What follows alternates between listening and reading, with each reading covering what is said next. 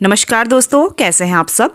जैसे जैसे मौसम चेंज होने लगेगा, थोड़ी सी मौसम में गर्माहट सी आने लगेगी, तो जो ये गुलदावरी के फूल होते हैं अब ये सूखने लगते हैं। तो सभी के मन में ये प्रश्न आता है कि इन सूखे हुए फूलों का और इन पौधों का क्या करें।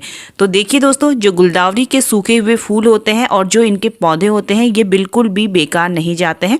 इनके सूखे हुए फूलों का भी आप यूज कर सकते हैं और साथ ही जो इनके पौधे होते हैं, इनको आप नेक्स्ट ईयर के लिए बचा के रख सकते हैं।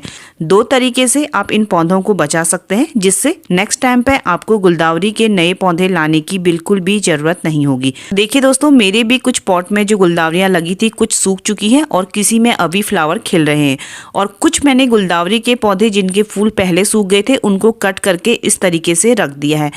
तो देखिए दोस्तों, आपको इन गुलदावरी के सूखे हुए फूलों को फेंकना नहीं है, आप इनका बहुत ही अच्छा यूज अपने गार्डन में कर सकते हैं। इसके साथ ही दोस्तों, गुलदावरी के पौधों को हम नेक्स्ट ईयर के लिए दो तरीकों से बचा सकते हैं, लेकिन पौधों को बचाने से ज़्यादा जरूरी है जो इनमें इस टाइम पे कीटों का हमला होता है उससे रोकथाम करना। क्योंकि इस टाइम पे जब आप पौधों को कीटों से बचा पाएंगे, तभी वो आगे चल के नेक्स्ट ईयर के लिए पौधे अपने आप ही बच जाएंगे। तो देखिए दोस्तों, जो मेरे ये गुलदावरी के पौधे हैं, जो इनमें अभी नीचे से नई ब्रांचें आ रही हैं, उनमें नई नई कलियां भी आ रही हैं, लेकिन इनमें कीटों का जो अटैक है बहुत ही ज़्यादा हो गया है। लगभग अभी जिसके पास भी गुलदावरी के पौधे होंगे, आप सभी लोग चेक करें तो उनमें इस तरीके के कीटों का अटैक हो चुका होगा। और अगर नहीं भी हुआ है, तो जैसे जैसे फरवरी आएगी, मौसम में थोड़ा सा गर्माहट आएगी, तो जो कीटों का अटैक होगा बहुत ही ज़्यादा होगा। तो सबसे पहले तो हमें पौधों को कीटों से बचाना है। इसके लिए दोस्तों, सबसे पहले तो मैं अपने गुलदावरी के पौधे में जितने भी सूखे हुए फूल हैं उनको कट कर दूंगी। इस तरीके से दोस्तों, जितने भी इसकी सूखे हुए फूल हैं या फिर लंबी लंबी ब्रांचें हैं, उन्हें हमें कट कर देना है। तो देखिए दोस्तों, जो ये सूखे हुए फूल होते हैं, इनको आप दो तरीके से यूज कर सकते हैं। तो अगर आप किचन कंपोस्ट बनाते हैं तो आप उसमें इसको डाल दें, इससे बहुत अच्छी आपकी किचन कंपोस्ट तैयार हो जाएगी। दूसरा आप यूज कर सकते हैं, इन सूखे हुए फूलों को आपको धूप में अच्छे से सुखा लेना है। जब ये फूल अच्छे से सूख जाएं, तो आप इसे किसी पॉलीथीन में या डब्बे में बंद करके रख दें। उसके बाद जब भी आप कोई नया पौधा लगाते हैं और उसके लिए गमला तैयार करते हैं, तो उस गमले के नीचे से आप 4 से 5 इंच तक इन सूखे हुए फूलों को भर सकते हैं, जिससे वो गमला भी हल्का होगा। साथ ही कुछ टाइम बाद जो सूखे हुए फूल होते हैं, जब वो सड़ जाएंगे तो पौधे को बहुत अच्छी खाद देंगे। देखिए दोस्तों, मैंने जितने भी गुलदावरी के सूखे हुए फूल थे उनको कट कर दिया है। अब हमें घर पर एक कीटनाशक बनाना है। आप घर पर कीटनाशक बना सकते हैं, या फिर आपके पास कोई भी मार्केट का कीटनाशक है तो उसका अच्छे से पौधे पे छिड़काव कर सकते हैं। तो घर पे जो आप कीटनाशक बना रहे हैं दोस्तों, अगर आपके पास नीम ऑयल है, आप उसका स्प्रे कर सकते हैं, या फिर आप हरी मिर्ची और लहसुन को कूट के उसका पेस्ट बना के उसका स्प्रे कर सकते हैं। फिर दोस्तों, आप इस तरीके से भी कीटनाशक बना सकते हैं। मैंने एक बोतल में पानी ले लिया है और इसमें मैं अब 3 से 4 बूंदें हैंड वॉश की डाल रही हूँ। आप हैंड वॉश या फिर शैम्पू या फिर लिक्विड सोप कुछ भी इसमें डाल सकते हैं। और इसके साथ ही मैं इसमें डाल रही हूँ आधा ढक्कन विनेगर। ये इसको हम सिरका बोलते हैं, जो घर में हम खाने में यूज करते हैं। तो आधा ढक्कन मैंने इसका डाल दिया है। अगर आपके पास सिरका नहीं है तो आप नीम ऑयल का यूज कर सकते हैं, या फिर सिंपली आप पानी में कोई भी लिक्विड सोप डाल के उसका भी आप पौधे पे स्प्रे कर सकते हैं। कि दोस्तों, इस टाइम पे जो कीटों का अटैक होता है बहुत ज़्यादा होता है, तो हमें हफ्ते में एक बार ये स्प्रे करना बहुत ज़्यादा ज़रूरी है, तभी जो हमारे पौधे हैं वो बच पाएंगे। तो देखिए दोस्तों, मैंने सारे पौधों पे स्प्रे कर दिया है। अब हम इन पौधों को नेक्स्ट ईयर के लिए बचाएंगे।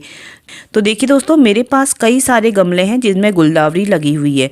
एक तरीका तो ये है दोस्तों, जो प्लांट आपके पॉट पे लगे हुए हैं, आप उनको ऊपर से इस तरीके से कट कर सकते हैं, और उसके बाद आप मिट्टी की हल्की सी गुड़ाई करके इसमें आपको कोई भी सूखी हुई कंपोस्ट डालनी है। जैसे मैंने इसकी गुड़ाई कर दी अच्छे से पॉट की, और इसमें से 2 से 3 इंच तक की मिट्टी को हम बाहर निकाल देंगे।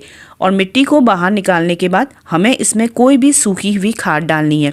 आप गोबर की खाद, वर्मी कंपोस्ट या किचन कंपोस्ट कुछ भी 2-2 मुट्ठी डाल दें। तो देखिए, इस तरीके से मैंने 2 मुट्ठी इसमें खाद डाल दी है। और अब मैं इसमें थोड़ा सा राख डाल रही हूँ। राख दोस्तों बहुत अच्छा काम करता है। एक तो इसमें कैल्शियम और पोटेशियम का अच्छा स्रोत होता है, साथ ही ये मिट्टी में लगने वाले फंगस को भी रोकता है। तो इस तरीके से दोस्तों मैंने इसमें खाद और राख डाल दी है। और अब जो हमने मिट्टी निकाली थी, इसके ऊपर हम फिर से इसको मिट्टी से ढक देंगे। और अब मैं इस पौधे को अच्छे से पानी दे दूंगी। तो देखिए दोस्तों, मेरे पास पास काफ़ी ज़्यादा गुलदावरी के लगे हुए गमले हैं। अगर मैं इनको इस तरीके से सेव करती हूँ तो मेरे पास काफ़ी ज़्यादा जो जगह है वो भी घिर जाएगी, साथ ही काम भी बढ़ जाएगा। अगर आपके पास कम गुलदावरी के पौधे हैं तब तो आप इस तरीके से सेव कर सकते हैं, नहीं तो दूसरा तरीका जो है वो बहुत ही ज़्यादा अच्छा है। इस तरीके में हमें क्या करना होता है दोस्तों, हमें इस तरीके से गुलदावरी को लगाना होता है। तो देखिए दोस्तों, मैंने जो गुलदावरी की ये छोटी छोटी पौध लगाई हुई है इसमें भी कीटों का अटैक हो गया है। तो मैं इसमें सबसे पहले तो जो मैंने ये स्प्रे बनाया है उससे अच्छे से स्प्रे कर लूँ। तो जो ये तरीका है दोस्तों ये बहुत अच्छा है गुलदावरी को सेव करने का। तो देखिए दोस्तों, इसे लगाना भी बहुत ज़्यादा आसान है। जब आप अपने गुलदावरी के पौधे की जड़ों के आसपास देखेंगे तो आपको बिल्कुल छोटे छोटे से नए नए पौधे निकले हुए नजर आएंगे। ये देखिए दोस्तों, इस तरीके से जो हमारे गुलदावरी की स्टेम होती है उसके नीचे से ही ये मिट्टी में नए नए पौधे निकल के आते हैं। जो ये छोटी छोटी सी पौध होती है दोस्तों, इसमें अच्छी खासी रूट बनी होती है। तो इस तरीके से हम इन छोटे छोटे पौधों को बिल्कुल नीचे से निकाल लेंगे। ये तरीका दोस्तों बहुत ही अच्छा है। इस तरीके का फ़ायदा ये होता है दोस्तों कि हम एक ही गमले में बहुत सारे पौधे लगा सकते हैं और उनकी हमें देख रेख भी कम करनी पड़ती है। इस चीज़ का भी आपको ध्यान देना है। जो आपने ये छोटी छोटी पौध लगाई हैं या फिर जो आपने गमले से प्लांट को कट किया हुआ है, उन्हें अब आपको दिन भर की धूप में नहीं रखना है। आप उन्हें सिर्फ 2 से 3 घंटे की धूप में रखिए, क्योंकि जो गर्मियों की धूप होती है वो थोड़ा सा तेज होती है और जो हमारे गुलदावरी के पौधे होते हैं वो सर्दियों के पौधे होते हैं और जो गर्मियों की धूप होगी वो थोड़ा तेज होगी, इसलिए 2 से 3 घंटे की धूप इनके लिए काफ़ी रहती है।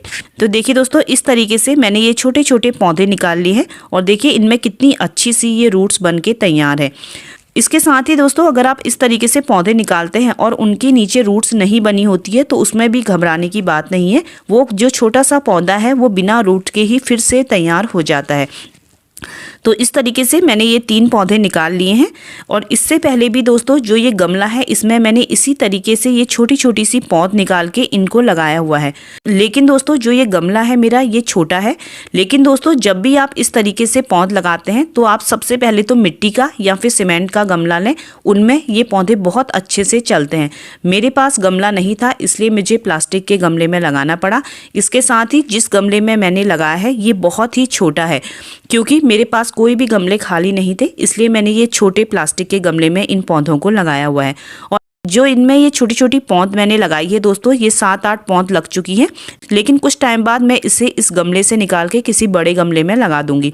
आप जब भी इस तरीके से पौध लगा रहे हैं पहले तो आप मिट्टी या सीमेंट के गमले में लगाएं और इससे थोड़ा सा बड़ा गमला ले लें और जो गमले का साइज है वो 9 से 10 इंच लें। मेरे पास गमला ना होने के कारण मैं इस तरीके से मैंने लगाया हुआ था, लेकिन बाद में मैं इनको फिर से रिपोर्ट कर दूंगी। तो इस तरीके से दोस्तों आप इन छोटी छोटी पौध को लगाते हैं तो ये बहुत आसानी से चल जाती हैं। साथ ही अगर आप झुंड में एक साथ पौधे लगाते हैं तो इनकी केयर करना भी बहुत ज़्यादा आसान हो जाता है। तो इस तरीके से दोस्तों आप अपने गुलदावरी के पौधों को नेक्स्ट ईयर के लिए बचा सकते हैं। वीडियो पसंद आया हो तो मेरे चैनल को लाइक और सब्सक्राइब करिएगा। वीडियो देखने के लिए आप सभी का बहुत बहुत धन्यवाद।